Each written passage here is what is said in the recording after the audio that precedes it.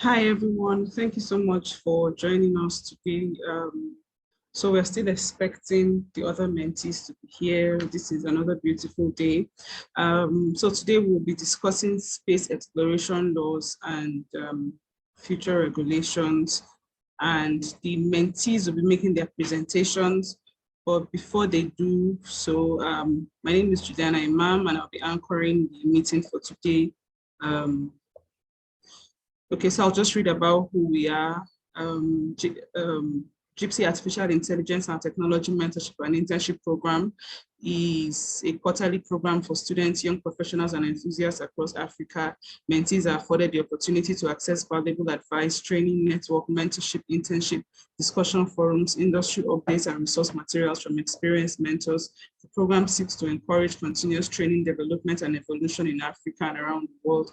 You can watch our videos by searching for Gypsy on YouTube and Facebook. Our hashtag is GypsyMIP.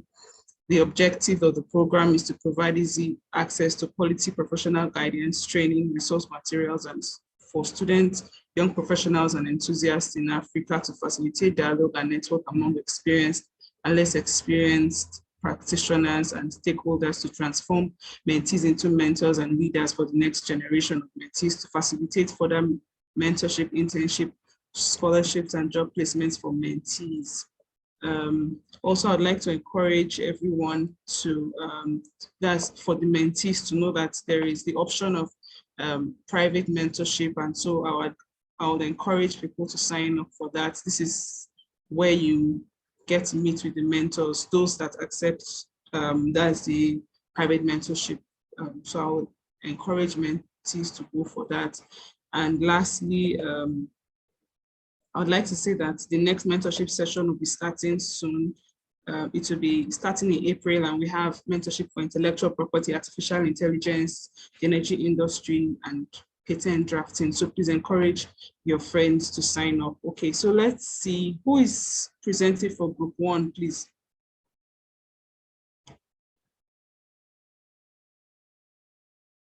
Chukwuemeka, who is presenting for your group?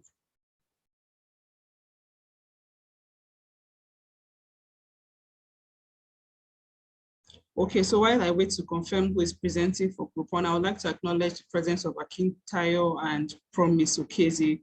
So I'll just read out their profiles. Thank you so much for joining us.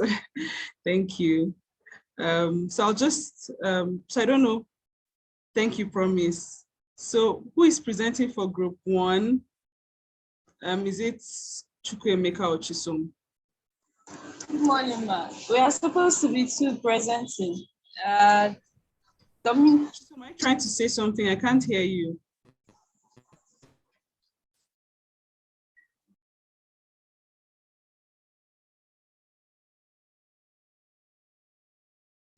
Hi, Chisom.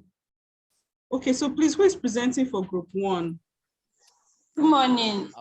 There are two of us presenting. I still can't hear you, Chisom. Is it possible for you to log out and log back in? Okay. Please, can we hear her? Okay, so I can hear Chisom. Group one members, please, is Chisom presenting for your group? Juliana, can you hear me?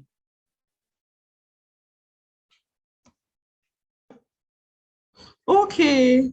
You may have to fix your audio. My volume was low. Oh my God, I'm so sorry. Thank you so much. Thank you. Okay, Chisom, please, you can go ahead.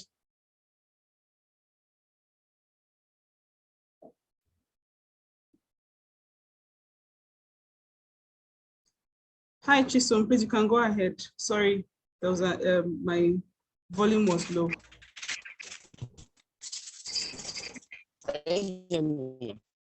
Yes, I can hear you.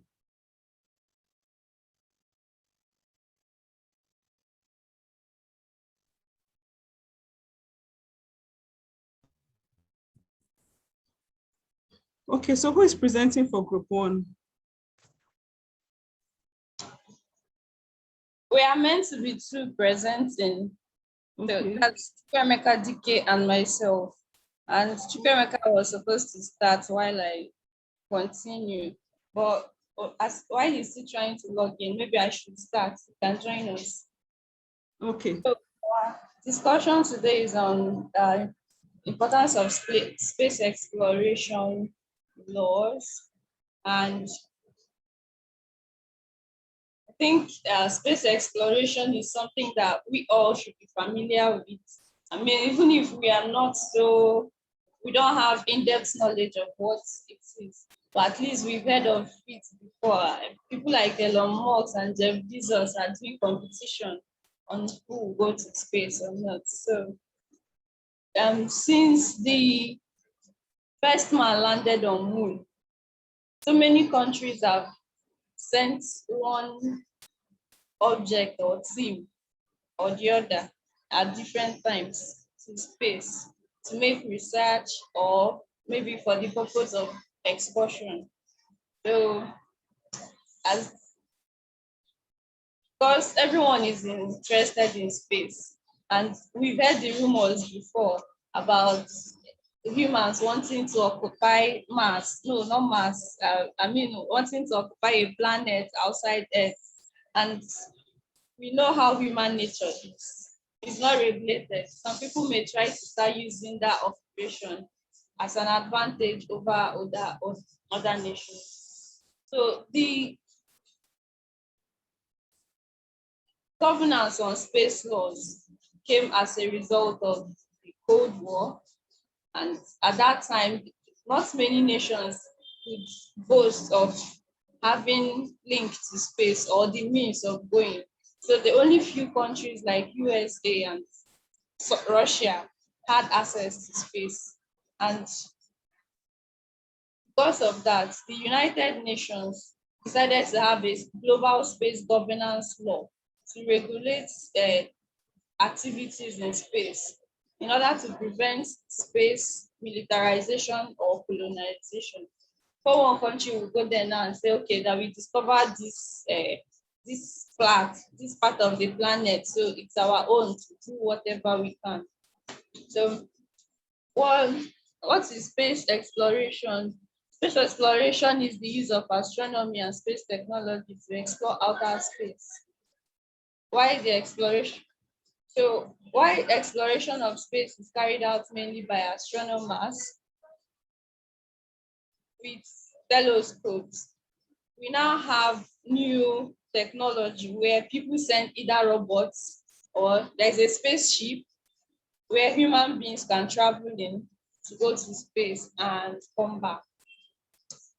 So, and this leads us to what space law is. So space law can be described as the body of laws governing space-related activities. I mean, this is like the simplest definition you can give, although it encompasses so many other things. But once you hear space law, you know that it has to do with governing space activities. And these activities include preservation of the space in question and Earth environment. Yes, even though we don't live in places like Mars or Venus, there's no telling what could happen if there is a destruction of that solar system, because the world is interconnected and related. So Earth could suffer the consequences of the destruction of outer space. So in order to prevent this, the laws were made to govern these activities so that people toe the line of, bearing in mind that anything we do now which affects others will be held responsible for it. And also, the laws also provide for liability for damages caused by either space objects or things we put in space by ourselves as humans, including the sharing of information and then use of space-related technologies. I think it also includes occupation of space. So currently, there are 5 international treaties on space law, and these treaties were formulated by United Nations. And as of today, I think they have about more than 80 countries have subscribed to these treaties. And in addition to these global treaties, because if international treaties came first, most nations have copied the United Nations by having their own national legislations and state policies guiding state exploration. So before we go into those treaties, I would like us to understand the importance of space laws. I've mentioned earlier, I think it's just to prevent us from arbitrarily occupying space or carrying out activities which may harm that space or which may harm Earth. Also encourages, it promotes national security, because there's no telling what will happen if you allow only one nation or maybe a group of nations to be in charge of space. So it's better for each nation to have their own space laws, and then for the national global treaties to be implemented so that everybody will know that there is a limit.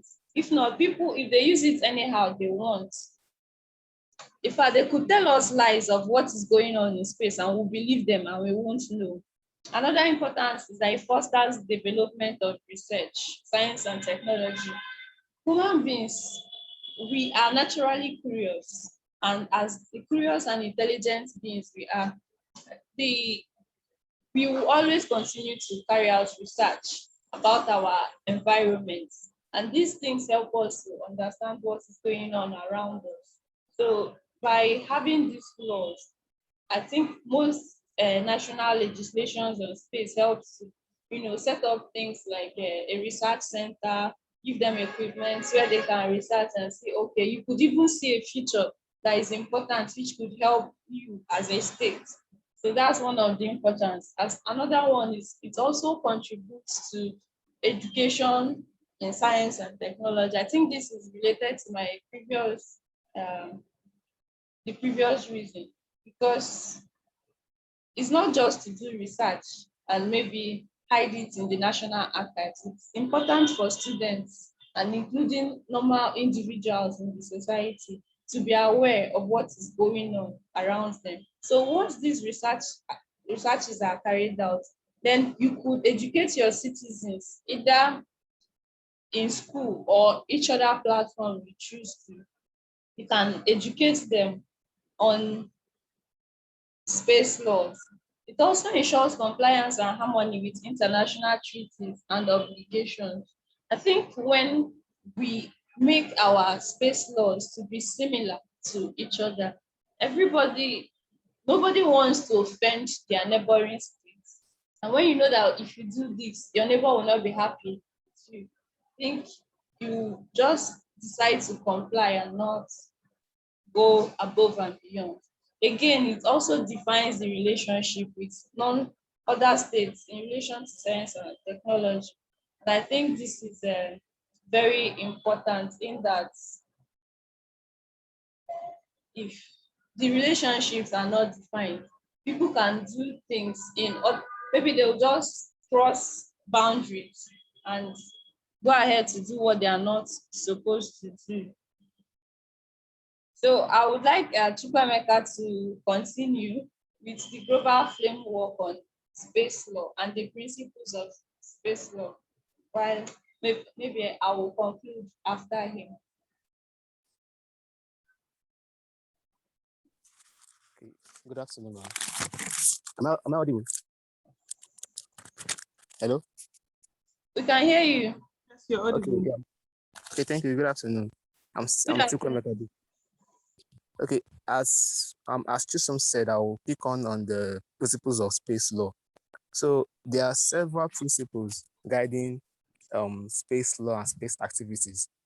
One of which is actually the Declaration of Legal Principles, which covers more or less out of space, the airspace and other out of space engagement.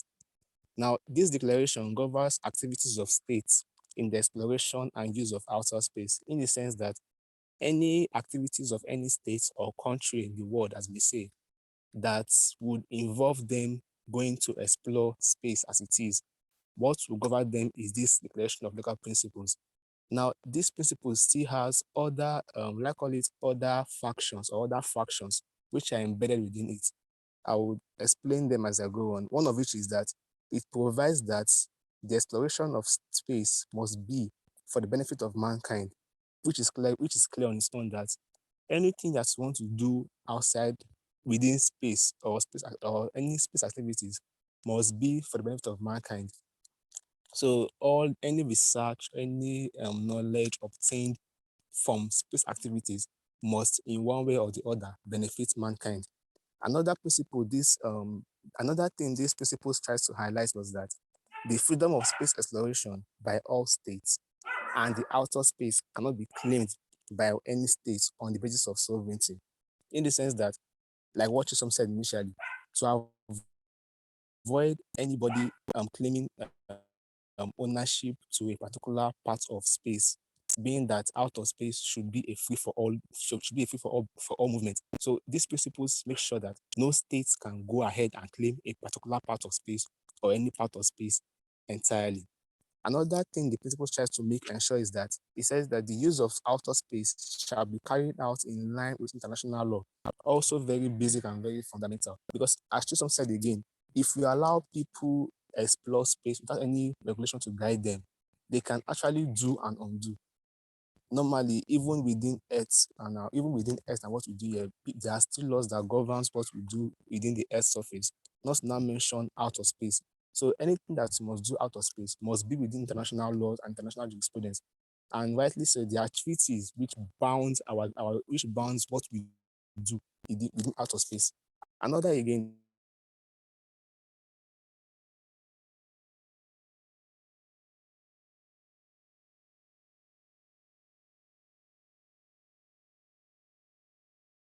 they said the states shall bear international for any liability for damages done launched by a particular country that causes damage to another space object or to another in any way causes damage that will actually have an adverse effect on human lives. The states that launch that space object shall bear liability for such.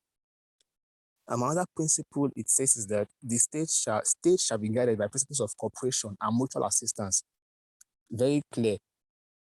To foster sharing of research and knowledge hypotheses, states have the responsibility to share whatever they discover in their space exploration. So meaning that the US cannot go to space and discover something and keep it to themselves. No, they must share all their findings with other states so that everybody will be aware of what's going on out of space. So I'll go to another principles, which is the broadcasting principles. Now, the broadcasting principles governs the use by states of artificial air satellites for international direct television broadcasting. Normally, this one covers what we broadcast from outer space. You say if a state launches a satellite into outer space for broadcasting, for issues of broadcasting or for issues of networks and the likes of same, they must do so within the principles of these particular broadcasting principles. In that anything that will launch out of space for television programs and many other ones must be within these principles. The principles also relates to casting rights of different states, freedom of use of space for broadcasting, issues of copyright and neighboring rights. In that, when you launch a satellite into outer space for broadcasting, there are still some we call them legal implications. In that you cannot launch a satellite into space and then broadcast something that is not there, or broadcast something that another satellite another satellite already has on its own terminal, if I would say. So more or less, the laws the principles that guides this thing of copyright issues as to who owns what, who owns the idea of this and that, is this broadcasting principles. Another principle is the remote sensing principles. The principles relates to remote sensing of the Earth from outer space. In that, if you want to, let's say, if you want to monitor Earth as it is, you want to carry out any research upon Earth using any satellite dish or any satellite object, launching same into out of space must be regulated. You can't just come and launch a satellite rocket into outer space to come and monitoring Earth, to monitor Earth and its activities. You can, in other ways, it can be said to be spying on individuals without their consent. So these principles also governs space exploration. Another principle is the nuclear power sources principles. Now, these principles regulate matters such as guidelines and criteria for safe use of nuclear power sources, notifications, settlement of disputes, liability and compensations. As the name sounds, nuclear power sources. Normally, we know that today in the world, there are several uses of nuclear power by world bodies, either to propagate war or to generate any energy for electricity. So more or less, if you're going to be launching any form of satellite objects that will be for this that will make use of nuclear power sources, you must do so within these nuclear power sources principles, because we all know that nuclear power has its own harmful effects on human lives. That's why today there's a cry for climate change and a cry for greenhouse emission and all those things. It's because most times nuclear generated energy are causing harm on the earth and on mankind. Another principle is the benefits declaration principles. Now, these principles involve the declaration on international cooperation in the exploration and use of outer space for the benefits and in the interest of all states, taking into particular account the needs for developing countries. Simply put, this benefit declaration principle, what it is saying is that any state or any individual or corporation trying to explore out of space or trying to carry out any space exploration or trying to do anything that will concern leaving the Earth's atmosphere, you must do so in a way that it will not hamper or cause a challenge to other nations that are also developing. So let's say, for instance, the US or Russia wants to carry out an exploration in space. They must do so with the mind that whatever they carry out in space, whatever they discover, must not be kept in an hidden environment or in a national archive. It must be made public so that the whole world and those who need that information also will be aware of it and also make use of it in making their own decisions and policies. Even big corporations, the likes of Elon Musk and Jeff Bezos, and SpaceX and Amazon, if they want to also carry out any space exploration, they must do same so that others also benefit from it.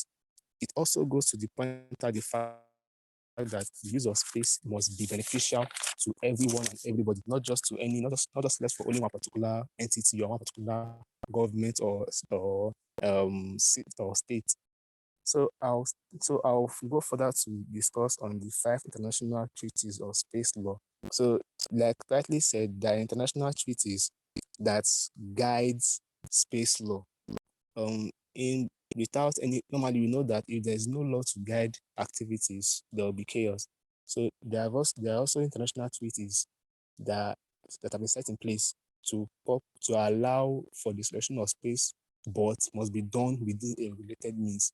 So one of those international treaties is the Outer Space Treaty of 1967. Now, this treaty created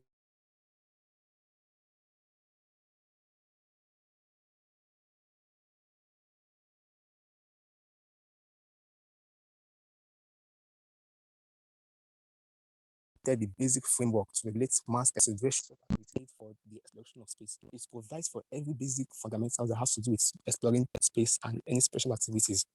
Now, one of the provisions is actually provided for is that all states shall have the right to unprohibited exploration of space. No state should allow or should deny any other state the right to explore space, because the space is it's like international waters. It belongs to nobody. It's free for all. Anybody can go and explore it as they want for their own benefit. Another provision is that it bans the launch of nuclear weapons and weapons to war or weapons of war into space. Like I said before, nuclear power sources principles. No state shall launch or create any form of nuclear weapons or weapons of mass destruction or weapons of war and store them in the space and store them in outer space, saying that because the fear that one day they might actually it might creates the fear that one day they can just launch it into the Earth atmosphere and cause havoc. Like today, the Russia and Ukraine war. If Ukraine had some form of nuclear weapon stored up there in outer space, they can just declare one day and they can actually launch it from the space atmosphere into Earth atmosphere, and Ukraine might not be taken unawares and don't even have to defend themselves. Another provisions the Outer Space Treaty provided for is the responsibility for both government and non-government exploits in space shall be borne by the state from which it originates, meaning that responsibilities, liabilities, any form of damage and compensation carried out in space by a particular state, sorry, must be borne by such state. So if a state launches a satellite dish it's a state launches a satellite dish into space, and that satellite dish causes damages or anything to another set of people or in particular another state, the state that launches that satellite dish must bear liability. Same for any corporation. So if SpaceX launches a rocket into space, and by so means the rocket, before even getting into orbit, explodes and comes down and affects human beings in another particular state or within that same state, the corporation takes liability. I'll move on. Another international treaty on space law is the Rescue Agreements Treaty of 1968. Now, this agreement was basically built around the rescue of astronauts, return of astronauts, and return of objects launched into space. So normally, astronauts are the ones that actually go into space to go and explore. So if by so doing, a state sends astronauts to go into space and explore, and in the process, the astronauts have issues or complications, if the state that sends them into space to go and explore cannot rescue them, another state who has the ability to rescue the same astronaut must do so without consideration of whether they're their own citizens or not. Because by this treaty, every astronaut who goes into space is considered a citizen of the world. So if they are in any way endangered, every state who can assist to rescue them should do so without considering whether they are their own citizens or not. The treaty actually is to ensure that help will be provided to astronauts in distress, and also the recovery of crashed space objects, even if it falls outside the territory of the launching state. Like I said before, if a state sends astronauts into outer space to go and make explorations, if those astronauts are endangered, it's the responsibility of other states to actually assist in any ways they can to save the astronauts. Even in case of when the states launch, let's say a state launches a satellite object into space, and the object in a way crashes, or in a way the object kind of destroys or explodes, whether it falls within the territory of the launching state or it falls in the territory of another state that doesn't even make out the launch, that state is bound by this Rescue Agreement Treaty to rescue the space object and even deliver it to the launching state. Another treaty I'll discuss is the Liability Convention of 1972. Now, this convention provides for the liability of launching states for the damage caused by each space object to the surface of the Earth, aircraft, and liability for damage due to its fault in space. As the name goes, Liability Convention, simply put, it creates liability or places responsibilities on states who launch space objects into outer space, and those space objects cause, in a way, damages into other space objects not owned by that launching state, or it's causing damages to human lives on Earth, or in a way, in the process of launching the space object explodes and destroys, let's say, a farmland, or destroys or causes human health issues to another country or the same state, or a people in a particular state. Now, the launching state must take responsibility and pay for damages by this convention. The launching state must take responsibility and pay for damages. They won't say, no, it was launched into outer space, and since the space is no man's land, anything goes. No. By this convention, if your space object causes harm to another space object not owned by you, or causes harm to the Earth, you pay for compensation, whether you're a state or a corporation. Another convention is the Registration Convention of 1976. Now, this treaty provides for the registration of space objects launched into space, any or space aircraft or any form of space drone that is launched into space for space exploration. Now, the registration will be done with the United Nations. The Office of the United Nations Register of Objects launched into outer space. That is the UNOOSA. So now this office is the office that's in charge of registering space objects that will be launched into space by any state. And this UNOSA, as it's called, they keep a record of all these space objects launched into space belonging to every country, any corporation or individual. So if Nigeria launches a satellite into space, it must register that satellite with UNOSA, and UNOSA will keep a register of it in its own archive for public exploration. Let's say tomorrow someone wants to make a copy or wants to look into how Nigeria has been active in space exploration. It can go to UNOSA and request for a copy of Nigeria's space object and go through it to make its own findings. Then the last international treaty I'll be discussing is the Moon Agreement of 1984. Now, this treaty in its entirety covers activities of states on the moon and other celestial bodies. By this treaty, the principles, it more or less enhances the principles in the outer space treaty, in that the principles forbid any particular state from claiming ownership of the moon. We know how people can be. If you allow states to explore the moon and then claim ownership of a particular space in the moon, we know that tomorrow they might just say that, okay, they want to cut the moon to half or something like that, which I don't know if it's possible. But by this treaty, no single state can claim that the moon or a part of the moon belongs to them. Not just the moon, even celestial bodies, the stars and the sun. No single state can say that they own the moon or they own a particular space in the moon, or they build stations and so that by virtue of their stations being on the moon, they own that particular space in the moon. This moon agreement prohibits such. And it also says that all the United Nations needs to be informed also of any space station that will be created on the moon.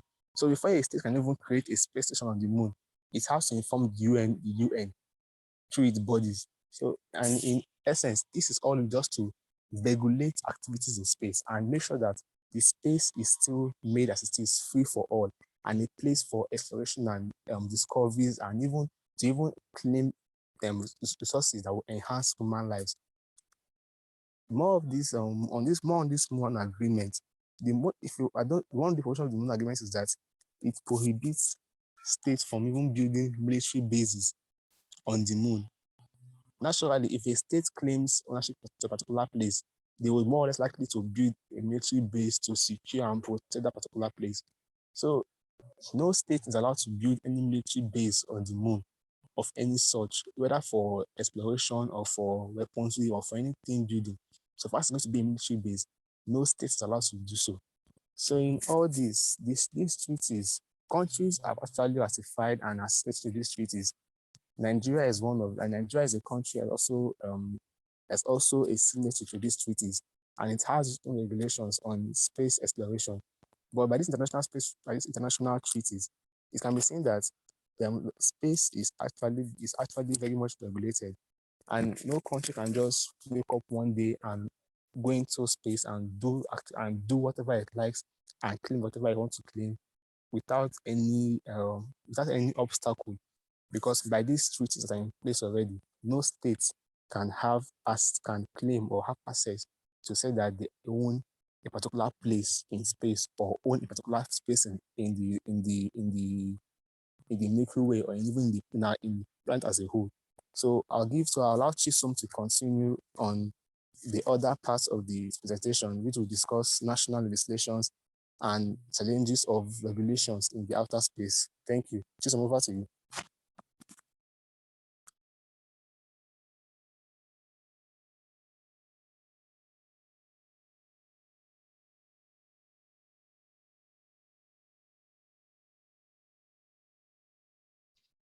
Hello, Chisom, are you there?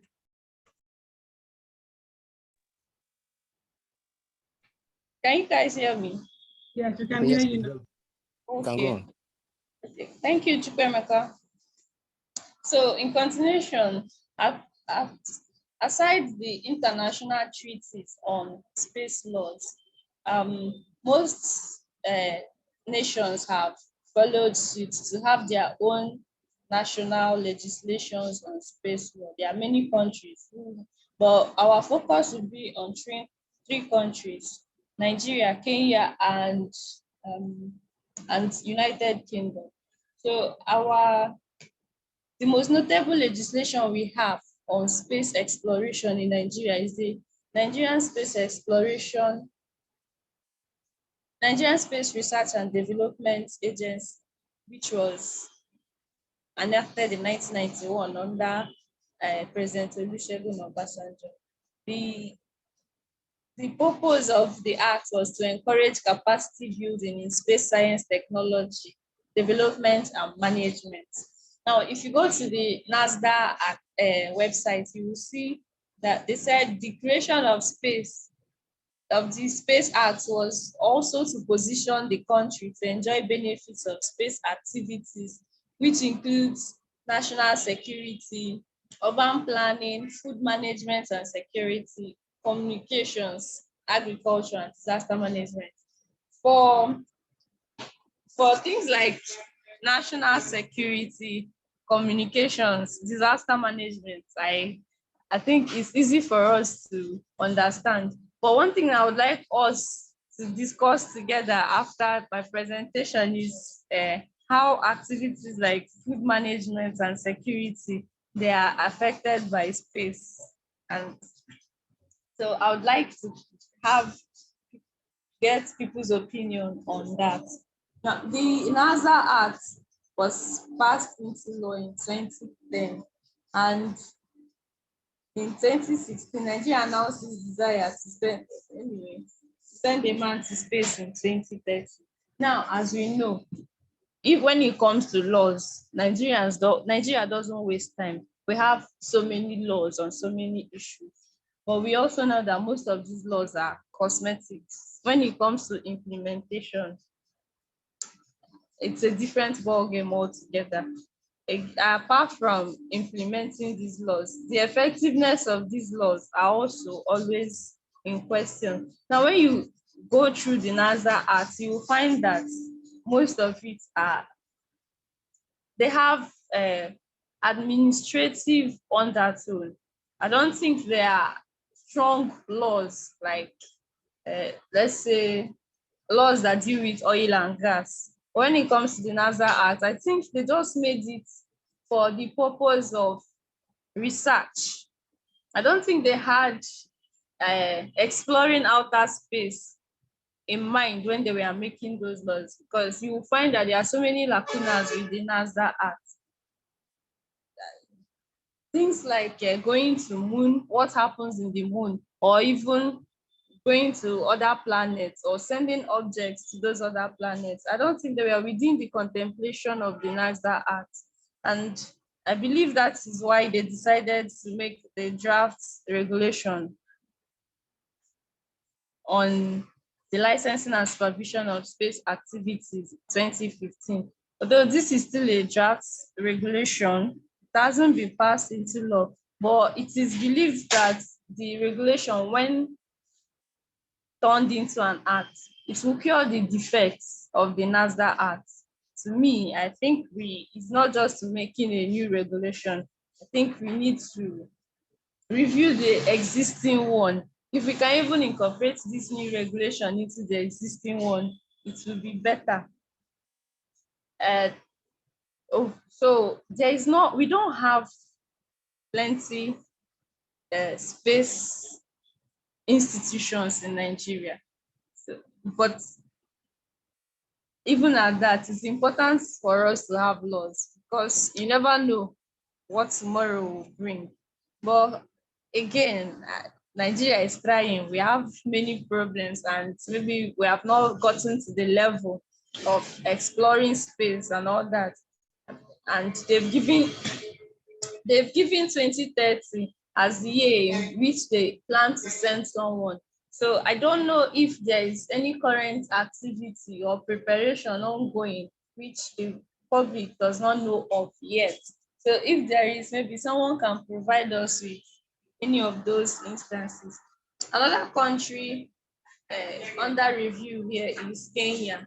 By comparison, I think Kenya is also at the same level with Nigeria in terms of space laws, because like us, all they have is they have visions, Vision 2025, Vision 2030, of sending someone to space or sending a spacecraft uh, to explore what is outside. But I also think that their laws, like Nigerian laws, do not contemplate special activities outside in other planets. They were not considered when they were making laws.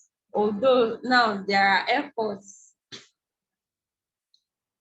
the things they have are still plans, visions, and goals, like Nigeria. But there is an agreement between Kenya and Italy to establish San Marco satellite launching and tracking station in Kenya. I think one space agency in Italy said they discovered a place in Kenya or a resources that has a special abilities or something that which they intend to research on and use it to further space exploration activities. Now, the third country in review is United Kingdom. Unlike the two countries I've mentioned earlier, I think,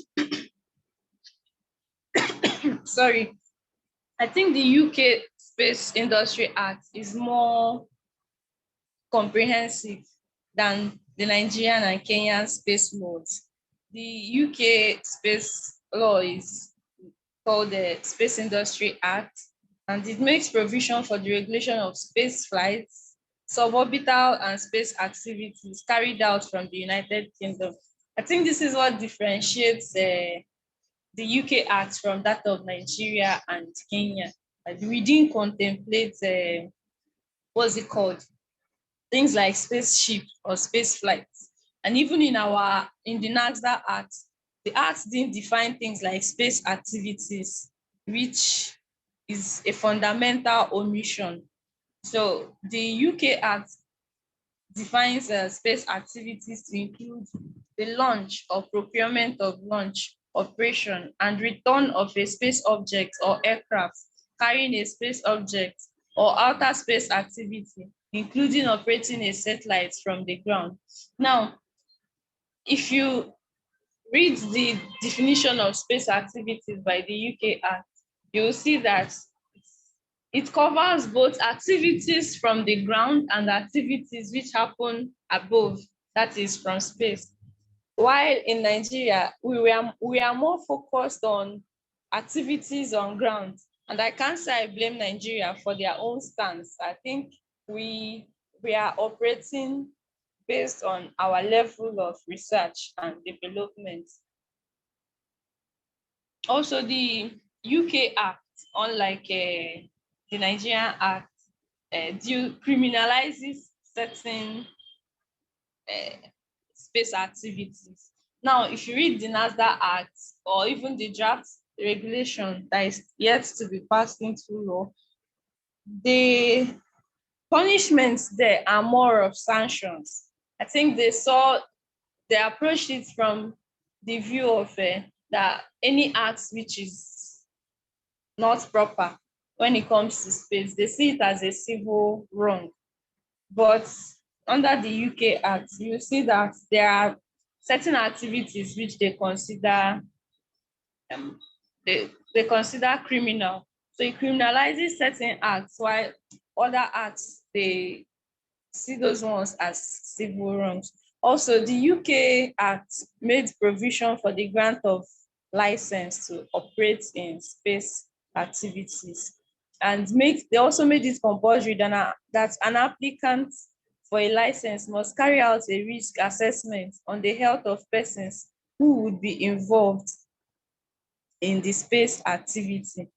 It also provides for sending notices to persons that may be affected by space activities within a particular range. So when you compare the United Kingdom Space Act and both that of Nigeria and Kenya, you will see that the UK Act is more encompassing. It considers things which we did not consider. And again, I think I've said it before, is because of our level of operation. So I can't really blame Nigeria for wanting to focus more on the research aspect, because they know that us carrying out space activities in outer space may not be something we will achieve in recent times.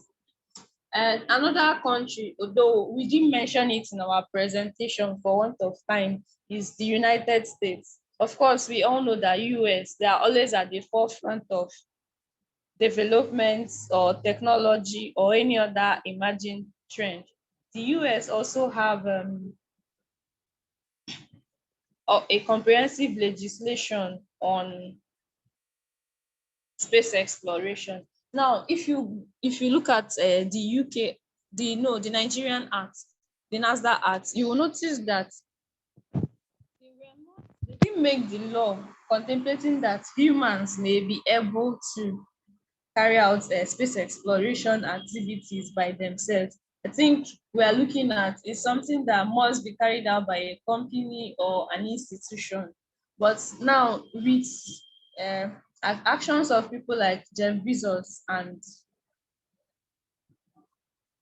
Elon Musk, we know that with power and economic resources is something individuals can do. And I believe the US space legislation made provisions for both individual and collective activities. So that's that. Now, next, we'll talk about the need for future regulations on space exploration. So when you look at the 5 treaties by UN on space exploration, you will see that I think none of them were enacted after 1990. All of them were formulated before the 90s. And from that time till now, a lot have changed. So that you will see that these laws are outdated, even though there are still some provisions which are valid within the laws. But we have grown both as individuals and as nations. And so there is need for them to review these laws and make either you amend existing ones or you make new ones to keep up with emerging trends in space activities. Again, I think maybe the previous treaties focused on guiding actions of countries in regards to security, and I can't blame them since those laws were made after the Cold War. So security was paramount. Now, when I think of things like how do I put it? I think of things like, let me say, like when you discover oil, then for Nigeria, it's already certain the minerals, they belong to the states, but it's not the same in other countries where I think in US, if you discover something on your land, it belongs to you. So you can apply for license to explore or mine whatever it is. So for the issue of space now, nobody owns space. So in terms of discovery, like when you discover oil, minerals or resources that could be used here on Earth, what do you do about such discoveries? Do we allow the country that discovered it to monopolize its exploration? Or so I think these are things that need to be contemplated. Also, another issue that needs to be contemplated for future regulations on space exploration is the issue of weapons. The issue of launching weapons of mass destruction or building military bases in space. Because I believe that when you're in space, you can monitor, you can like people who get to certain outer space before others can implant devices to monitor activities either on that outer space or to monitor what is going on Earth from the outer space. So, or they can even build weapons and store it there. I don't know how possible this thing is, but I know that human beings are crazy, and as we have seen over the years, there's nothing we cannot do.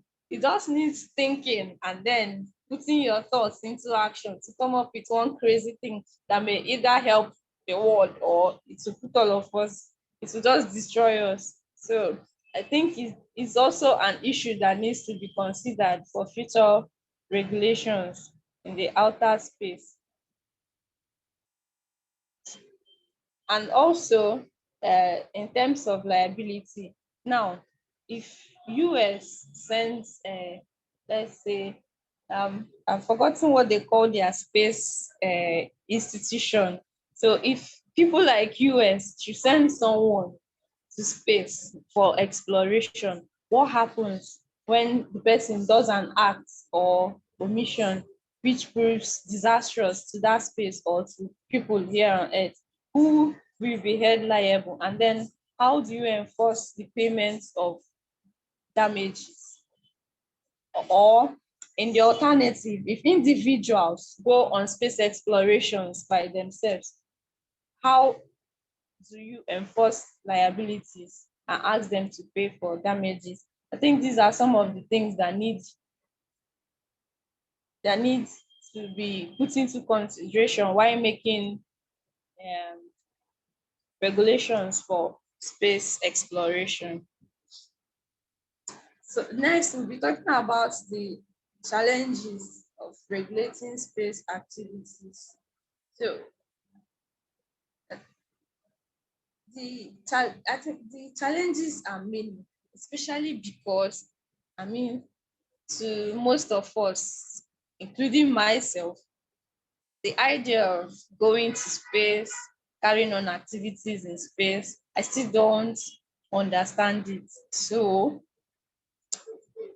it's kind of an alien concept. So with that, you know that challenges, their challenges are many. So I think the first challenge will be the issue of jurisdiction. Now, as I said earlier, nobody owns space, yes. But if I go to space, or maybe an institution sends someone to space, or sends a robot or a machine or any object to space, and which causes harm to that space, or even causes harm to my own home country. Now, how do you sanction such a person? Like, okay, you cannot say you went and destroyed something on Mars, and then because US, UK, China, Russia, none of them have jurisdiction on Mars, including UN. Yes, they have treaties, but then how do you say you have done something wrong? And even though it does not affect Earth directly, the thing was done outside and it did not affect any known individual or a community. So how will that play out? Who really can I give somebody punishment for something he did which does not affect anybody that we know? Another thing is a collision of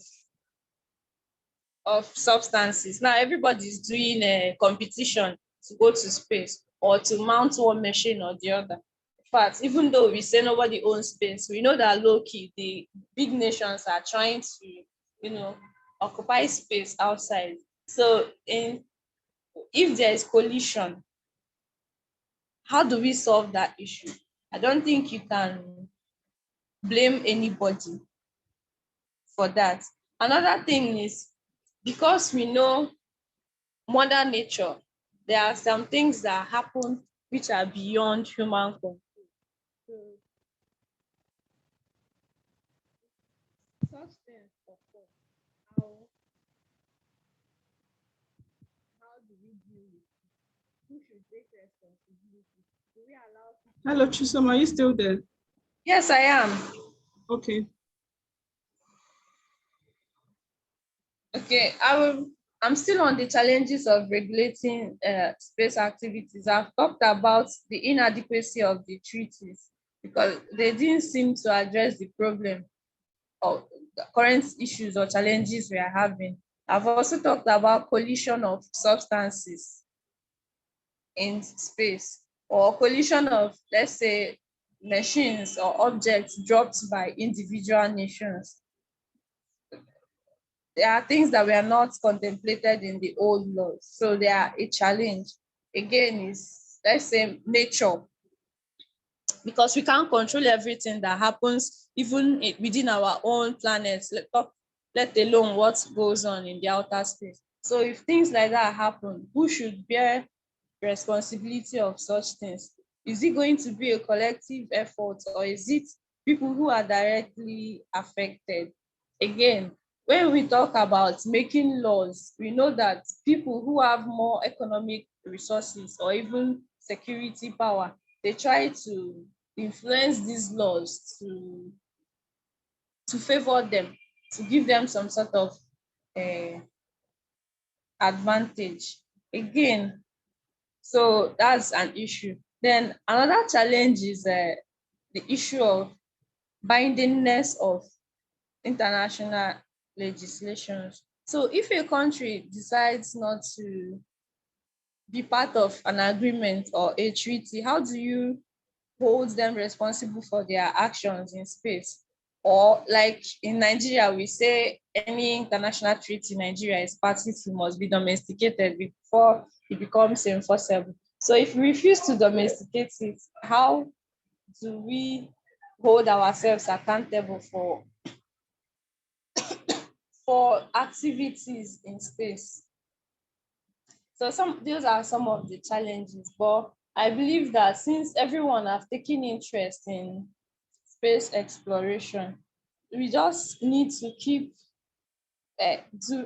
we need to keep doing research, look at what others are doing, and then somehow find a way to make the new regulations, when they are formed, to be binding and enforceable on everyone. So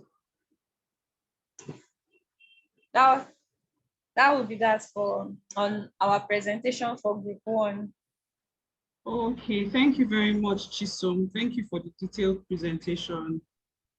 So I'll just go ahead to read out the profile of the guest that we have today. So we have a guest and then we have a mentor. So I'll just read out the profile of our guest. Our guest is Ukeze Promise. He's a space law and policy enthusiast and researcher. He has written some publications on the matter, so he'll be lending his voice to the discussion. And then the mentor for today is Akintayo Akintola.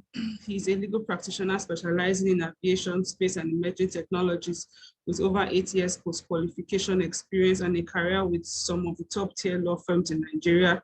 He has recently obtained a Master of Law at the prestigious Institute of Air and Space Law, McGill University. His track record in space scholarship includes participating as a student in both the African and the North American rounds of the Manfred Lee Space Law Moot Court competition. He also served in the 2021 North American edition of the competition as a judge at the 7th African Leadership Conference on Space Science and Technology for Sustainable Development in Abuja, Nigeria. His presentation, titled Military Uses of Outer Space Consolidating Africa's Position, addressed military uses of outer space and the need for Africa to join the conversation towards a new set of guidelines to regulate the military activities and armed conflicts in the context of outer space. He has also lectured as a guest in the African Space Policy Series. While at McGill, he assisted in developing the McGill Alert, the Airtime Emergency Regulation Tracker, a project in response to the pandemic of airport lockdown and global regulatory response to the spread of COVID-19 virus. The alert protocol provided updates and ensured that restrictions in different countries could be assessed and compared with minimal fuels. His last completed research focused on highlighting the potential impact of aviation on the development of the African economy and the role of aviation policy, particularly in the actualization of a sustainable continental free trade. This was also his presentation as a guest speaker at the 2021 African Air and Space Law Association webinar titled Promoting Intercontinental Tourism in Africa. Currently based in Montreal, Canada, Akintayo provides legal advice for startup companies in the vast ecosystem of emerging technologies, while also independently researching into the regulatory regimes of artificial intelligence and machine learning algorithms, particularly in the area of deep fake technology, data privacy, and individual rights concerns. Okay, so I'll be calling on Akintayo to start the discussion. You're welcome, Akintayo.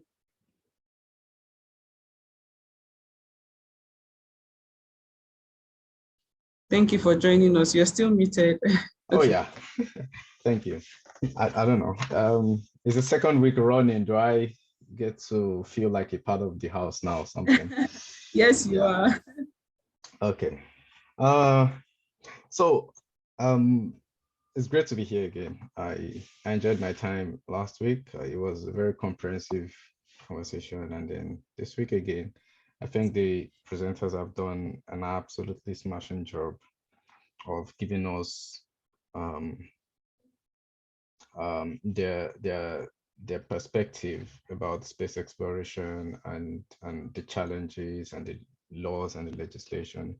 It was a very comprehensive presentation, to be honest, and such that I'm not even sure where to start from or how much I want to comment on. So I just highlighted a few things so that there'll still be time for them to be able to ask a few questions. It seemed Chisom asked a few questions in the course of the presentation, but there may still be some questions that will pop up and they'll need some more clarity in terms of how the current or existing state of regulations are.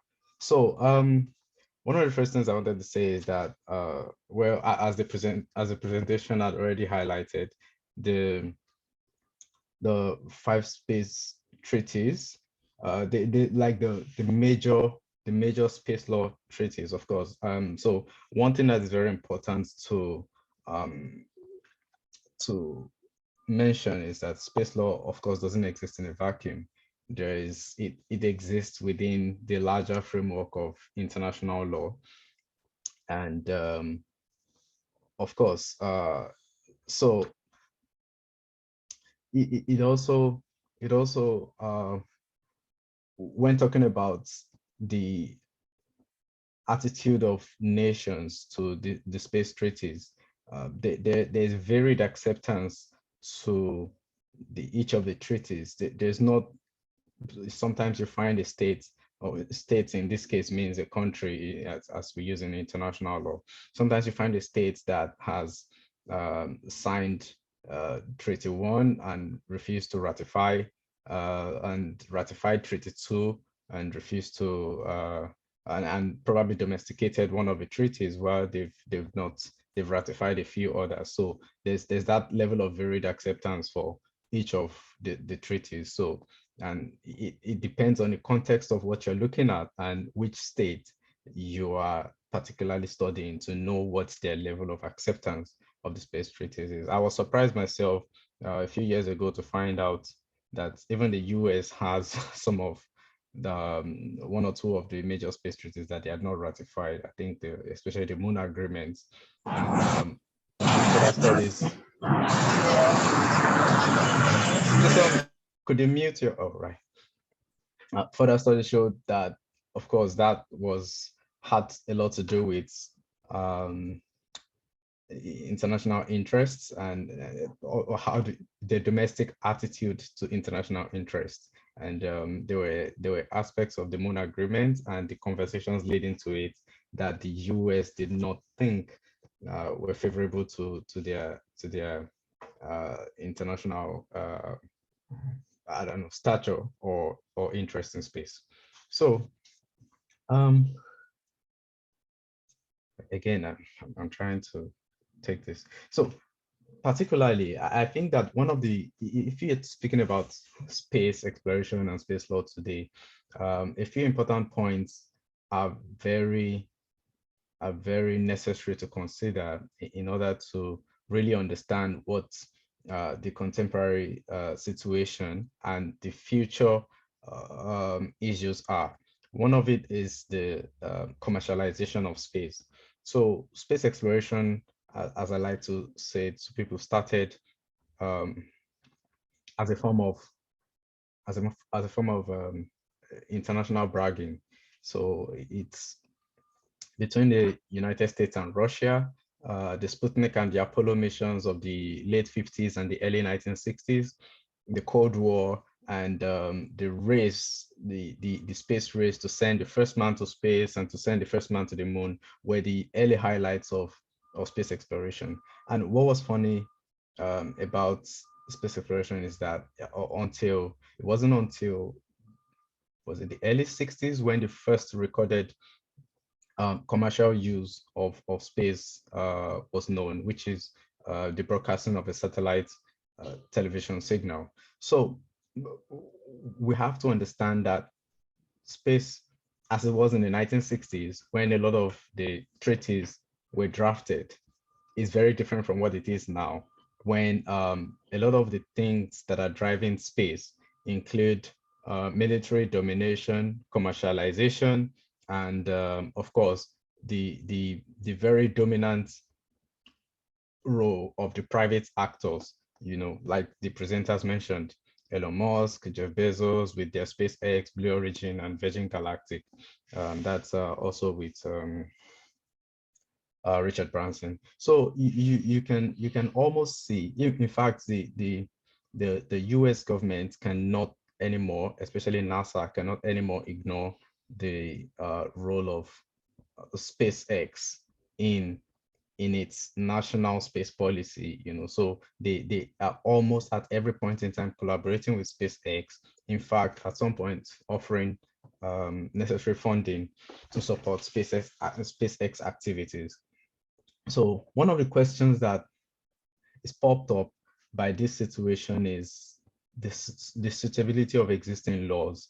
So you're then asking, at what points do we need to revisit the existing space treaties, the Outer Space Treaty, Liability Convention, and the other major treaties, which before now seemed to be sufficient to regulate the activities of states in outer space. And why would we need to want to look at those laws again? One of the so you find out that the Outer Space Treaty, as some of the presenters mentioned some of these points. One, it has a principle of non-appropriation, where in I believe that the Article 2 had said that no one, basically in layman language, saying that no one can take or own any part of space or appropriate any part of space to themselves and say that it's theirs. You know, again, you also look at the fact that the US and some other countries, including Luxembourg, a few others are still mulling the space laws. Some of these countries have instituted, so you look at the US, I think it's called the US Commercial Space Competitiveness Act of 2015, similar law by Luxembourg in Europe, saying that their citizens can actually mine resources in space and things like that, which has a very contentious international nature. And a lot of scholars have argued that that is not in the spirit of Article 2 of the Outer Space Treaty, which prevents, or which institutes non-appropriation. So there's also the part where states are supposed to supervise and maintain effective control. I remember Chisom was mentioning something about, oh, what happens if someone goes to space and does something that destroys another space object, or that causes commotion or calamity? Yeah, the states that the person represents, because as we know, in the way space laws uh, are currently set, nobody goes to space on their own. You know, they still go to space on the tabs of whatever state, whatever country that gives them the authority. Like I said, Article 6 of the Outer Space Treaty ensures that each country will bear responsibility for the activities of those people. And so the Outer Space Treaty also ensures that there'll be effective control. You supervise and regulate and monitor and authorize all of the activities of anyone. So no matter how big SpaceX gets today, it still has to obtain, technically, it still has to obtain the approval of the US government before doing anything in space. Also, anything they damage, maybe the space object of another country, maybe satellites of another country, the US government still has to answer to the international community for those damages. So that's one of, I guess that answers one of the questions you was asking there. So also the issue of cooperation in space, because things are changing from the way we knew it now. So for example, cooperation in space is, there's no better example than to look at how the International Space Station is being run. So my best way of explaining the way the International Station is run is like, it's not a single entity. It's like people sharing living together in a condo. So International Space Station is made up of different parts contributed by different countries, and are managed, each of those parts are managed by those countries individually by their agents, and then together they have to cooperate and make the whole thing work as a whole. So you then start to think about the peculiar situation with the whole Russia and Western hostilities. United States and Russia are not on good terms internationally, diplomatically. And the question a lot of people start to ask is, what happens in a place like the International Space Station, where the agent of the United States and the agents of Russia basically have to collaborate. They have to cooperate. Unless they don't survive, the space station, if it's not manned and properly taken care of, can just drop to Earth at any time. Nobody wants that to happen. So what's going to happen under this kind of situation, especially with the very, very sensitive nature of what goes on in the International Space Station, the data and the sensitive information that is being shared between states. So that also raises a very important question. I think one final issue of in terms of future is space debris and the environmental concerns about the environmental space. So every time everyone is launching satellites, you know, and in the past 5-7 years, there's been a debate about whether we're getting into a period of a dangerous proliferation of satellites in outer space, in the orbit of Earth. And why is this? Because it's become suddenly cheaper to manufacture satellites as opposed to before, when to launch even a satellite into space used to be extremely expensive, and satellites used to be really big. Some satellites, trust me, today are just as big as this thing I'm holding, and it's become, you find sometimes students in graduate students of even African countries have launched some of their own satellites to space. So some of them are called CubeSats and nanosats and all of these very little technologies that can now go to space and, you know, relay their own information. The private companies, look at what SpaceX is doing with, not SpaceX, but Elon Musk is doing with what's the satellite company? Starlink. You know, so they're launching all of a sudden an unprecedented number of satellites into space than has been seen ever before. And there are debates about that, or the astrologers are complaining that those satellites are now disrupting the night vision. There's too much light in the night vision that they cannot adequately observe the environment of the night skies. Also, you have to think about what happens, because all satellites have a lifespan. What happens at the end of the lifespan of these satellites? Do they, just float around in outer space, and things travel in orbit in thousands of kilometers per second? So what's going to happen if, these things hit the moribund satellite and space object hits an existing or a valuable space object? So these are things that cause permanent damage to space objects, and it's one of the issues that people are looking forward to being able to find permanent solutions to reducing contamination and debris in outer space. So on the issue of astronauts as in terms of the return and rescue agreement, I'm happy that the presenter made mention of the situation where of the fact that return and rescue agreements mandates anyone who has the capacity or who finds astronauts who have come to rescue them and all that. Yeah, that's correct. But who is an astronaut? Because even the return and rescue agreements used the terms personnel of a spacecraft. And that's because, astronauts are regarded as envoys of mankind and all that. So yeah, they are the representatives of all of mankind to space. Now look at this. This is the idea that has been brought down from, the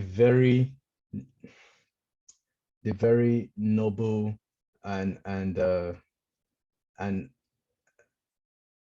how do you say, the very new idea of human beings traveling to space. In the late 50s and the early 60s, it was seen from whatever country the astronauts went from. The international community decided to see that as they're going for us.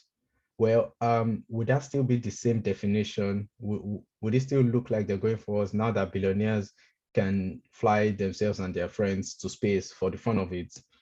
Do we still feel like they are envoys of mankind? Are they going there to learn something for us? As personnel of a spacecraft, do countries still have the obligation to save them from their personal jamboree in space, rather than from a research and development point of view, which the astronauts in the 60s went to space for? So these are all the questions that we have to ask and look at going forward.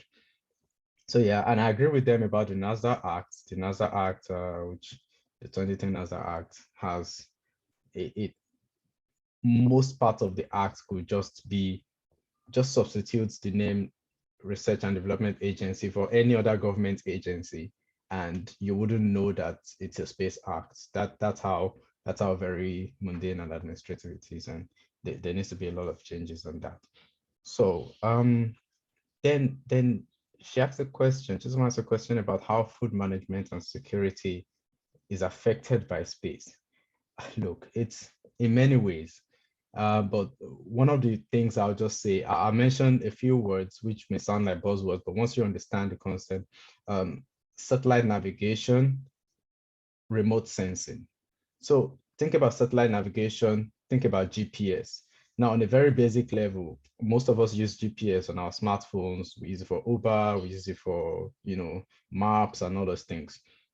Now, GPS is so important in military technology that they almost do nothing without it. The formations, the locations, and all of those things, that information that they transmit. GPS is so important. Satellite navigation is important for security. So when you also, images can be transmitted across states. Share images when there's a conflict. Even some satellite images have been produced by one of these private agencies from Europe, helping Ukraine to track the formations and the movements of the Russian soldiers within their territory. So these are some of the things that, so think about it, even outside of a wartime, some of the there was a company, I can't remember, there was a country that shared with Boko Haram, that shared with the Nigerian government some information about the Boko Haram, um, about the Boko Haram, terrorist group, when the girls were stolen, when the Chibok girls were stolen around the time the crisis was. So these are some of the things that you can see how space can help with security. So also in terms of food management and things like that, well, generally you just think about remote sensing. Also satellite help with remote sensing. That's how you can view or profile the environment of Earth from space. So it helps to know which parts. Geologists use remote sensing to know where there's oil, where there's this, where there's that. They know where to drill, where there's rock. So it also helps farmers. There's a lot of you see some people with agri-space businesses and things like that. So there's a lot of space information that is used in um, in agriculture, in knowing where to farm, in knowing which parts have the best yields and all these things, and also weather reports in parts of the world where the climate is volatile. That helps in agriculture. So I would think that covers all of the comments that I wanted to make on the presentation. I said it would be short, but it was comprehensive, and I just had to pick out a lot of points from that. So that's about it. Thank you very much, Akintayo. Thank you for the comments and for touching some of the questions already. So we'll hear from Promise. I think this is a very interesting topic actually, because we get to know a lot of things that we just see on the news and we listen to. So this is very informative. Hi, Promise.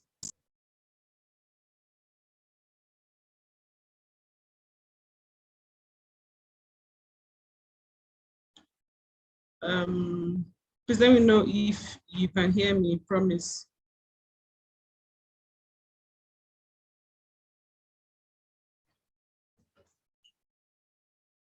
Okay, so hello, can you hear me? Yeah, so you can go ahead to make your comments. Okay, I'm sorry, I was muted for a while. Okay, so I listened to the presentation and I was I was very enlightened from the presentation. And Mr. Akintola's speech too was very enlightening. But please confirm that you can hear me. Yes, yes. So from the presentations, there are a couple of things that caught my attention, and a couple of questions that was raised by Mrs. Chisom. For example, she asked the question as to, in the events that, of course, in various countries, there are various ownership of natural resources theories that apply.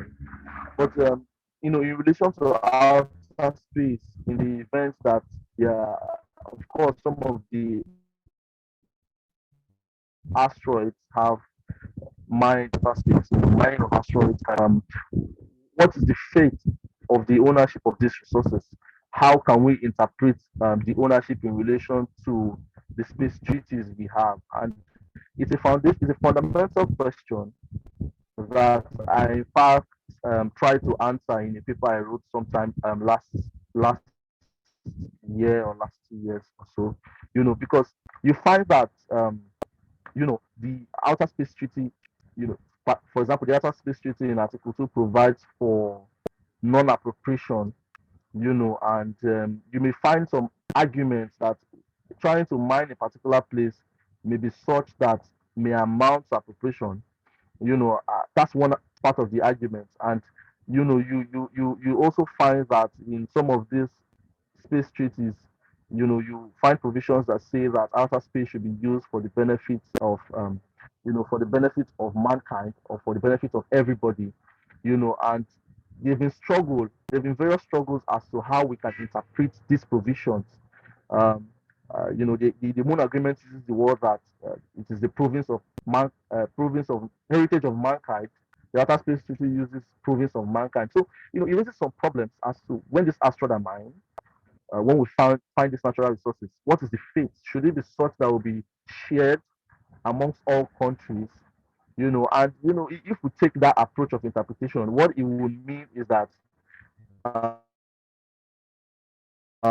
it would likely create a situation where one part of the world, the space exploration, we in the latter part of the world that are not yet actively into space exploration would simply benefit from this. And to me, it almost creates a master-servant relationship where one person goes and gets the thing, and another person is benefiting from it, all because it says that space should be used for the benefit of all. And so, the problem is, how can we interpret the provision benefit for all? So, there are various authors have interpreted it in various ways, you know,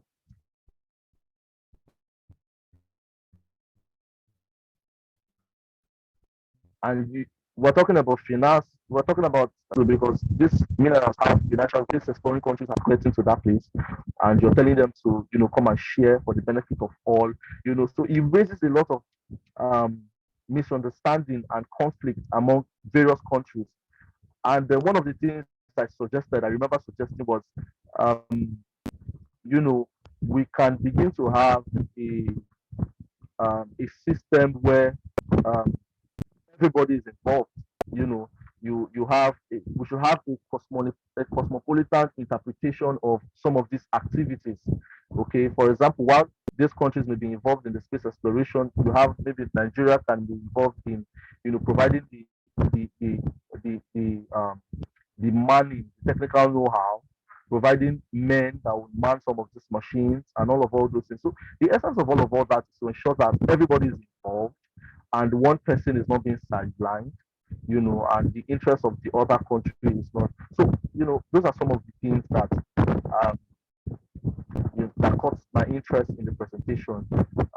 Also, the issue of the militarization of outer space, use of some of these weapons, the outer space treaty does not explicitly rule out the militarization of outer space. I think what it prevents is the storage of certain kind of weapons, nuclear weapons. So the conversations back and forth as the implications of all that. Then remote sensing was mentioned, and um, it also has its benefits too. It can be used, like Mr. Akintola mentioned, it can be used to sense where there are oils. It can also be used to help erosions, to help um, climate change and development, to monitor some of these erosion activities and all that. You know, so these are, and of course, um, it has effect on food security, because the moment you can be able to manage some of these climate disasters like erosion and some of all these things, in turn it leads to food protection for some of these crops and all that. So I think it was a very good slide, and I think Tola's analysis was perfect. So thank you very much. Thank you very much, Promise, for your own comments also and for adding to the discussion. I think that some of the questions have been touched already, but I'll just read them out and then I'll throw it open. If there's any question that have not been answered yet, then you can just go ahead to touch it before we close. So there's a question: who exercises jurisdiction over space in terms of dispute? Is there a special body created for settlement? Also, who imposes sanctions? And then the second question is, what happens when there is discovery of minerals or other resources of space? Does the finder take ownership? Okay, I think that has been touched also, or can the resources be shared? And then there's the question about agriculture too, which I think has also been, that's the additional question of how does space affect things like food and agriculture on Earth. So I think they've been touched, but please, I'll still leave it open to Akintayo and Promise if there's any other thing you want to add before we round up. Okay, I don't know if Mr. Akintola would like to go first, if he wants to add anything, sir. Yeah. I'll just say on the jurisdiction over space issue. I was saying earlier, just like any international law issue, space exists within the framework of international law. It's not in vacuum, and potentially any conflict or disputes over space matters will be taken to the International Court of Justice, like any other disputes of international law and diplomacy. And the only thing is that as we've had cases before the international courts on international border disputes, maritime issues, and some of this international criminal law that has also gone to the international criminal courts and things. We have not had landmark cases as such on space law or strictly space matters. We've had things that are related to, states' activities. So and which is part of the essence of the very old competition, which you mentioned when you're reading my profile, the Manfred Lachs space law competition. So the organizers, the International Institute of International Institute of Space Law, and the organizers of the competition came together and then decided, look, we're going to create scenarios of things that may happen or could possibly happen in the future, make it realistic, use actual arguments, and then make students compete every year, come and argue before the court. So most of the cases that have been argued before the courts over the past few years have actually dealt with what would have been serious issues had it been they happened in real life. But yeah, so these are ways by which people are envisaging conflicts in the context of outer space. So yeah, but International Court of Justice will still be the central point of contact. Thank you very much, Akintayo. Do you want to add something, Promise, before you round up? Yes, just a little bit to what Mr. Akita has said. I think from what I've read so far, I think there's only been one dispute that has gotten to the ICJ as to space. Um, what you find is that most times it's always settled parties. And it's now a bit problematic because the liability convention only contemplated at the time it was drafted in the Cold War era. It only contemplated, of course, nations or nationals. So in the events now that you have private parties where disputes, let's imagine a case of let's imagine Mr. A's house. Mr. A's house gets hit.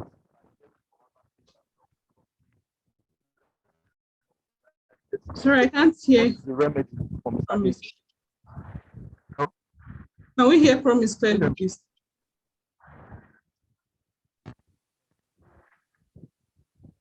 Hello, can you hear me? Yes, I can hear you. Yes, please. I was saying that because the outer space as when the liability convention as when it was drafted during the Cold War era only contemplated government nations. Not so what would the level of remedy that the private party can get in the event that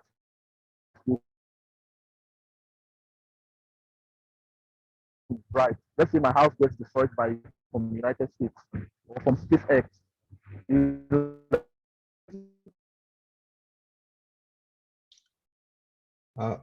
Promise is not audible, but I think I understand what he's saying. Some of the problem. Yeah. Thank you. I promise you are breaking at some points, but I think I understand what you said. If I may just recap for a minute. He's saying that because like the point that was made earlier, these laws were drafted at the time when space was only being the legislations about space were being dealt with in context of nation states, and now that we have the absolute dominance of private actors and that they also have their roles and can incur liabilities, and private actors, of course, don't go before the international court. So that creates a dilemma. I think it doesn't. It does create an interesting question, but I don't see a dilemma because when you go to court to seek a remedy, it's about who can restore, especially remedies that have to do with torts. It's about who can restore you to where you, or who you think did you wrong, or who can restore you to where you were before the wrong was done, or something along that line. And if the treaties have clearly said, especially the Outer Space Treaty and Liability Convention, have clearly made it possible that states would always bear liabilities for the activities of private actors. So it doesn't matter how much wrong the private actors commit, you're still going to be suing the states, which should be exercising effective control and necessary supervision over their activities. It would now be incumbent on the state to then domestically sanction that private authority when they've fulfill their responsibilities to the international community. So that's how I think that will be dealt with.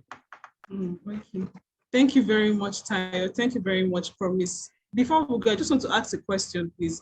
What are the career prospects for lawyers in this space? For example, like those in Africa, those in Nigeria, what's the career prospects going further to study more about space law and space exploration stuff?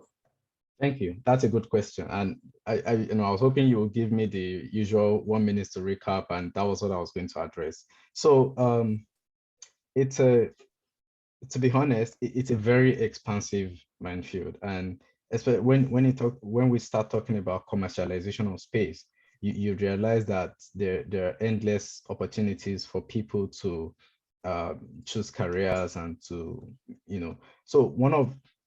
and you start to look at the places where space dovetails into our regular uses. You think about communications. Of course, the first thing you think about space, satellites and communications. You want to be able to understand the laws that regulate communications, especially if you're approaching this from a legal point of view. Also, you may not even be approaching it from a legal point of view. Most of the space gigs that I know are satellites. They're dealing in satellite research and stuff like that. So communication is very big. Also cyber law, because of course, space has somehow fused itself. I was talking about Elon Musk being big with SpaceX, at the same time being big with Starlink. Starlink satellites are basically there to provide internet service and all of these things. So cyber law is important.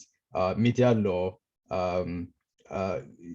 government business, and as general international law, you can also look at, because these contracts between states, they're multilateral, bilateral, multilateral treaties that have to be entered into at each stage of transaction between states. Some lawyers have to take care of those things. The governments do not do those themselves. So you look at those, and then of course, and these things keep expanding every day with each newfound commercial use of space. And as we were speaking in the last session about emerging technologies, regime of Internet of Things, artificial intelligence, cyber privacy, cyber security, it's endless. So it's about, everyone enters into space depends on their primary interest, or they're able to find their primary niche once they get into that environment. Because it's wide, you somehow have to narrow down to somewhere where you can make a difference on your own. So that's how I think it goes. And of course, there's the academics too, if you yes. Thank you very much, Akintayo. Yeah. Thank you. And it was nice meeting you, Promise. Yeah, thank you. Thank you, Chisom. Thank you, Chukwemeka. Thank you all for spending your Friday afternoon with us. I hope that we all have an amazing weekend. I don't know if Chisom is trying to say something, or maybe that's an error anyway. Okay, so thank you, everyone. Thank you, and have an amazing weekend. Take care. Bye. Bye.